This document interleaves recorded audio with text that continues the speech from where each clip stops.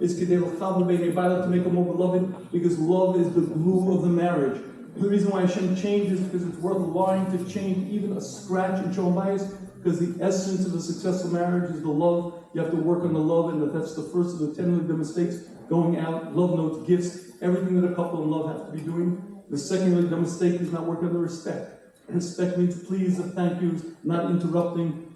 Thinking, how do I speak to other people? How do I speak to my spouse? But more than anything, recognizing what they need. The third of the 10 really dumb mistakes is not understanding that my wife, my husband, experiences things differently than I do. Being able to climb into my spouse's world, their inner world, is the key to living together.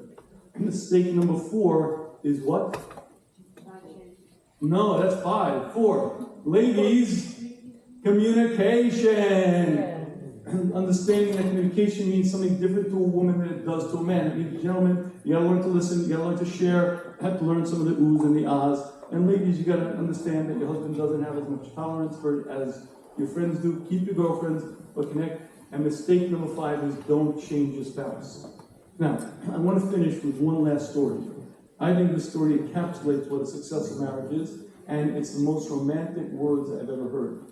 I was a Talmud of the Yeshiva of Leibowitz Zatzal, and the Rebbetzin and the Yeshiva didn't have children, but their marriage was incredible. The respect, the reverence, the love they had for each other was unbelievable. The Yeshiva was older than the Rebbetzin, and everyone knew what was going to happen. The Yeshiva was ill, and we expected that the Yeshiva would pass away and the Rebbetzin would be left in Oman. That's not what happened. And the Rebbetzin took ill, and very shortly thereafter she passed away, and the Yeshiva got up to say a hesped, to say a eulogy at his wife's levaya. And this is what he said. He said, everything we did together. We built the yeshiva together. We built the Talmidim together. Everything we did together. We went there to stroll together. I didn't have to worry about my health. I didn't have to worry about my food. She worried about me more than I worried about me. Everything we did together. He must have said that expression 12, maybe 14 times. And then he said these words. I said a hesped. I said a eulogy for my father. I said a hesped for my mother. I cannot say a hesped for my wife. Saying a hesped for my wife is like saying a hesped for myself. I can't do it. And he sat down. And with those words, he defined a Jewish marriage. Bonded, connected, one unit. It takes a lot of work. You have to learn to avoid the 10 really dumb mistakes. You have to work on the love, the connection. When you do it, you daven, Hashem help, and eventually you get there. I want to thank Emet for arranging this, and I want to please invite you all to take a copy. But before we do, we're going to take some questions, thoughts. Okay, let's take some questions. Questions, thoughts, observation, questions. How do I change my husband? Yes. How do you change your spouse? How do you learn to live with them? Is there a certain bother you? Yes. So the first thing you do is you look in that mirror. And what do you say? I'm the only person I know that. I once had a woman, only because you asked me the question, she has. I once had a woman who was going on and on about her husband. Oh, he's this, he's that, he's that, he's this. And she happened to be a very difficult human being. And I knew him and I knew her, and she was a lot more problem than he was. So at a certain point I said to her, listen, I hear your husband has many flaws and many faults, but could it be that in some areas you could also use some improvement? She says, yes, but me, I have to live with him, I could change. Oh. I'm not saying you, but I'm saying, you hear what I'm saying? Meaning, understanding it's not a joke. I really have stuff. I'm either too neat or too late, or too on time, or too organized. We all have stuff. Idiosyncrasies, quirks, personality. That's what being a human being is about. But me, I gotta put up with me. Me, I'm normal. I'm regular. It's my spouse who's the problem. When you recognize that I am a difficult person to live with, you're much more easily able to accept your spouse. My spouse has many strengths, many milas, and also shortcomings, and I embrace them as they are. Okay, thoughts, observations, questions? Yes? Do you have any alternatives for, let's say we can't go out every week? Is there something else we could do while? So I'm reluctant to say this because you see, leaving the house is a huge thing, especially if you have kids, especially little kids. Because you know, when you stay in the house, there's phone calls and there's laundry and there's this, so everybody says, well, stay home, and it doesn't work. So I'm very reluctant to say, stay home. Although, here we go. You ready for this? And in Michigan over here, my wife and I, we play Scrabble. Scrabble. If you would have asked me 20 years ago, am I going to play Scrabble? Yeah, out of your mind? Not only do I play Scrabble, I'm competitive. I'm going to win. Why do I play Scrabble? My wife enjoys it, so I learned to play, and I'm into it.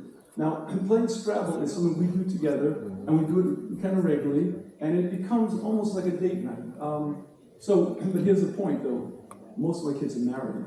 My youngest is in Israel now, so we're empty nested. We could do that, and no one's going to bother, and it's fine. Shut the phones off, and the problem is, especially when your kids are little, if you're not going to go out, first of all, when you go out, you get dressed, and it changes the whole atmosphere, the whole attitude. And second of all, you stay home, there's just so much going on, so I don't know what to say. The answer is, I'd be very reluctant to tell you anything but go out. Now, you don't have to go to an expensive restaurant. Even going out, especially, well, now it's getting winter, and summer it's much easier. I have a list, go to shmooze.com, I have a list of date night ideas. Or send me an email, if you can't find it on the shmooze.com, send me an email and I'll send you a list. I had a woman who works with Shmooze put together an entire list of date night ideas that don't cost $1 million, but the key is that you want to spend time together in a way that's enjoyable, that's fun, but you got to do it. You have to do it religiously. Religiously because it's a religious obligation, because that's shalom bias. Okay, thoughts, observations? Yes, sir. So you mentioned the number one cause of divorce or issues in marriage is fighting. The way I internalized it was either complacency or like lack of growth, stagnancy, as the actual root cause as opposed to the fight. Okay, so here's how it works. When we're friends and lovers, I can forgive you, you can forgive me, we find a way, even if there's a fight, we make up. When the relationship starts to get stale, then everything becomes an issue, everything becomes a problem, and there's no way to make up because, you know what I'm saying? You're right, it's stagnancy, it's stale, but it's much more. It's that, you see, living together with another human being in this close proximity is very difficult. Love is the glue, love is what keeps everything together because I love my spouse, so I forgive her, I get past it. She said, listen, no matter what happens, people are going to hurt people. Even if you're the nicest guy in the world, you're going to say things that are not sensitive. Inadvertently, you're going to hurt your spouse and wife. If there's a bond of love and connection, so your wife can get past it and she can understand you didn't mean it. If that bond starts to weaken, then all bets are off, because then there's no way to repair things. Invariably, there's going to be fights and there's going to be stuff. It's mighty significant. The bond of love is the key to a successful marriage. Yes? Did you actually mean that couples should go away 4 times a year alone for 3 days? Oh, yeah. Yes. Now, one second. You're married to your husband over there? The answer is yes. I meant it. Yes. And I'm not a travel agent. But again, it doesn't have to be a fancy place. I'm not talking going to Aruba. You take a hotel, you just to spend two nights, 2 days together. You spend time together to rejuvenate, to renew, to connect. Now again, with kids, it becomes more difficult, right? And here it comes the, what do I do with the kids? Drop them off at Rabbi Shafer's house. My wife will watch them. Yes, sir. Can we? What if instead of getting rid of, instead of leaving the house, what if we get rid of the distractions like the kids? Get the kids out. Okay, I can buy that one. Again, I still think going out. You see, when you go out, you leave the house, you go out, you get dressed. It's a different experience. I still think it's worth doing. Okay, thoughts. I see you have a question. I see that question. Questions, thoughts, observations, anything? What if? Yeah. What if the line of that straight doesn't work? Like if it's not straight, we're being fake. Personality trait. Okay. So here's the point. It's a personality trait. What's her question? What if that strange doesn't work because the behavior repeats itself again and again and again? It's no longer strange. I'm expecting. In fact, I know it's going to happen. It's not strange at all. It's regular. Okay. So you have to ask yourself the following question: Irregular. Why is he doing it? And I'm going to go through a scenario. Is he a nice guy? The answer is yes. Is he considerate? Yes. Is he kind? Yes. So why would he do that? What's the answer?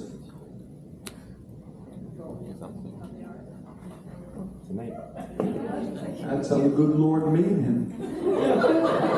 Yep. And guess what? The good Lord made you also. And, not you, but other people are difficult to live with. You know what I'm saying? But embracing yourself and recognizing that I am a difficult person to live with will allow you to embrace your spouse and say, yes, He has many, many strengths, many positive character traits, but he also has flaws. Flaws? I gotta change him. No, he has flaws, and I embrace him as he is. I'm not gonna change him. He's not gonna change. It's not gonna, but if he loved me, he would change. No, because, ladies, did I make the point? I'm not giving out my email address. I'm not that dumb to make that mistake again. Made that once. It's in the book right here. Yes.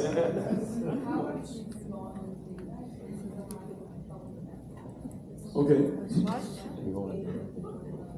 Okay, that's a good question. What if you're going on date night and you're going on vacation but you still have trouble connecting? Okay, so there are many tools that bond. If you get a chance to look in the book, you'll see there's a whole list of different tools that create the connection. There's friendship, there's appreciation, there's romantic love, you'll see an entire list of things. You have to use all the tools. Now, sometimes, and many times, couples need help, and I am a big proponent of getting help. I mean, you may need to speak to a Rav, you may need to speak to a marriage therapist to teach you how to connect and how to bond. And a lot of times the resistance, I'm going to stop at this point because I don't want to go further on this point now. But again, there are many tools that bond, and you have to use all of them. And if you want later, we can talk further. Questions? Any other questions? Rabbi, yes. What if I know things that I need to change or things that I want to change, but it's something that if I change, I'm not myself anymore? I'm a workaholic. I love to work. I come home, let's say 5, 6. I can go into a room, my office. I can sit there till 10 o'clock at night. Nobody bothers me. I can just sit and work, keep working. Until I get a knock, I'm like, gotta help the baby, this, that, whatever. Your kids? Yeah, one thing. Okay. Rabbi Rutenberg, what do you say? So I'll say answer Rabbi Rutenberg. Intentionality. You have to connect to the people in your life. You have to connect to your spouse. You have to connect to your kids. You've got to learn to do that. And if you're a workaholic, it's great. It's a tremendous strength. You also have to learn to channel that into your relationships. And if you don't, your marriage is going to fall apart. Your kids, I can't tell you, by the way, how many kids say, as Rutenberg described very well, there are many, many kids who say that parents don't even know if they exist or not. And it's men, it's women. The smartphone is one of the most disastrous things to society. I've seen women, mothers are loving the term, right? They stand there at the park, looking in the palm of their hand while the kid's playing, they don't even know the kid's there. It's very, very sad. My daughter, Baruch Hashem, she has an Instagram account, she's a baby sleep coach, but she shuts off her phone. Her kids come home, just 6-year-old twins, they come home, the phone's off, there's nothing. No phone, nothing. She connects, she talks. You have to learn how to shut the phone, you have to learn to shut work. You have to learn to live, as the word said, with intentionality. You have to create bonds and connections, and there's nothing short of spending time to do that. So, I don't want you to change your nature. I want you to be very focused at work, but you also have to have another dimension, and that is your relationships, your marriage, your kids, because it's part of being a mention, part of growing. Yeah. If I could say, Please. I think that sometimes when a person becomes a workaholic, and I've been accused of that too, so we're in good company. I think sometimes it's because we feel the most confident when we're doing work. People want to feel confident. People do almost anything to feel confident. They even sit on a device and like score points on some stupid game because it makes them feel like, oh, I did better than I did last week. And You play Wordle?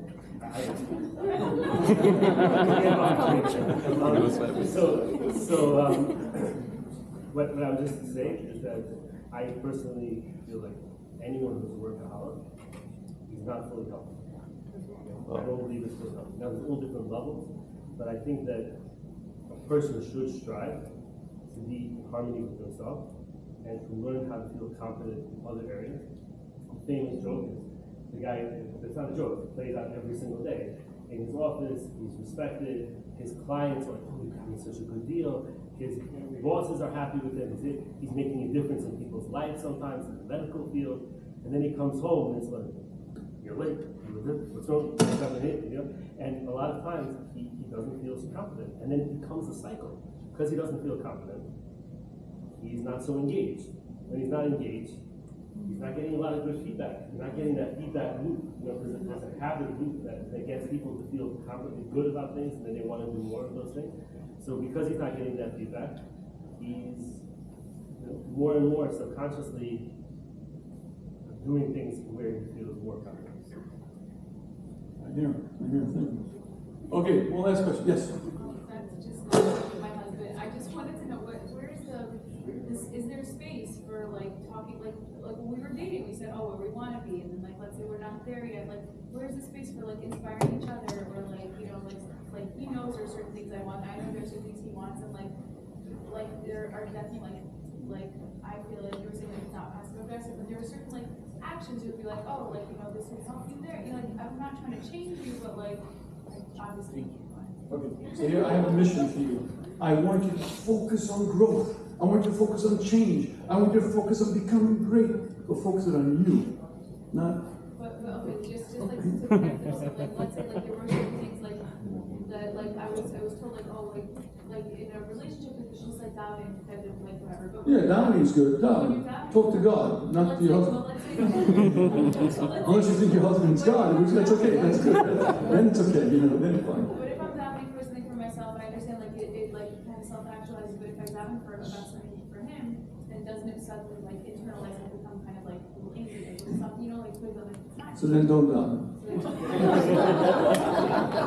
No, not worth it. Not worth it. Say, Hashem, please help. Leave it at that. And Hashem knows what the issues are.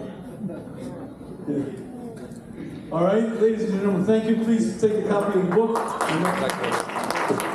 Thank you so much, Rabbi Shafier. I won't take much of your time. I know you guys want to get home to your families. I really wanted to thank every single one of you for coming out and making this event such a wonderful success.